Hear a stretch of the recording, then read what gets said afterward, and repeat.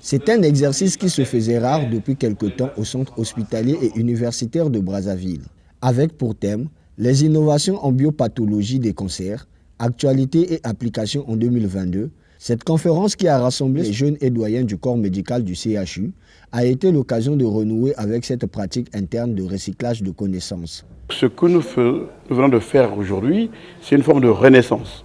Et nous allons faire en sorte que chaque semaine, qu'il se passe un événement scientifique au sein de cet hôpital.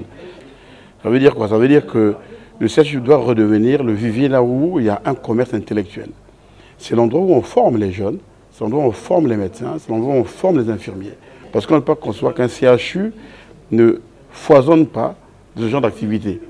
À travers le monde, dans d'autres pays, chaque jour dans un CHU, il y a une réunion quelque part. Ayant bénéficié de plusieurs avancées dans le cadre de la recherche, la cancérologie, qui est un véritable problème de santé publique, nécessite une attention particulière. D'où l'intérêt de cette conférence, dont le thème met en avant les avancées non seulement dans le contexte des diagnostics, mais aussi des traitements afin de permettre une meilleure prise en charge des malades. Faire une conférence sur les innovations en biopathologie des cancers, pour nous, et de façon générale, une belle opportunité pour revoir nos connaissances dans le domaine du diagnostic classique, mais également dans le domaine des techniques complémentaires, comme je l'ai présenté, des techniques qui prennent en compte l'expression de la cellule cancéreuse au niveau de son noyau, au niveau de son génome, pour dire simplement les choses.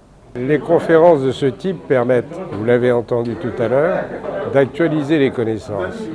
Un des gros problèmes que nous avons chez nous en Afrique, c'est que nous n'avons pas la possibilité matérielle de participer à cette formation continue dans les congrès internationaux, comme ça se fait en Occident. Simplement parce qu'il n'y a pas de moyens financiers, par exemple. Or, normalement, on doit voyager au moins une fois par an pour aller dans un congrès scientifique dans son domaine pour savoir comment les choses, comment les connaissances ont évolué. Il ne faut jamais oublier que l'objectif des médecins, c'est de s'occuper des malades. Or, un malade, ce n'est pas un objet. Un malade, il y a plusieurs choses chez un malade. Il y a le corps, il y a les organes, il y a aussi l'esprit, la psychologie, etc. Donc il est très important que les différentes spécialités médicales se réunissent pour parler du malade. Parce qu'il peut y avoir plusieurs choses qui sont responsables de sa maladie. Et aussi l'expertise de plusieurs médecins peut aider à mieux prendre en charge un malade. Une initiative appréciée et qui fait office de balle inaugurale de ce qui devrait se faire de manière répétée au CHU de Brazzaville. C'est une très bonne initiative parce que nous avons plutôt perdu les bonnes habitudes qu'on avait au début.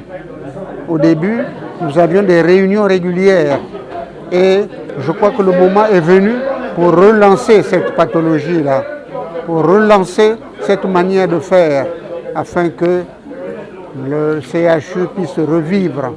Parce qu'un CHU, c'est le creuset, c'est le lieu où on apprend. Faire revivre le CHU, c'est en quelque sorte le sens de ce qu'on peut lire sur ce kakemono déployé à la vue de tous ceux qui ont pris part à cette réunion, comme pour rappeler au corps médical de ce centre hospitalier le sens du devoir.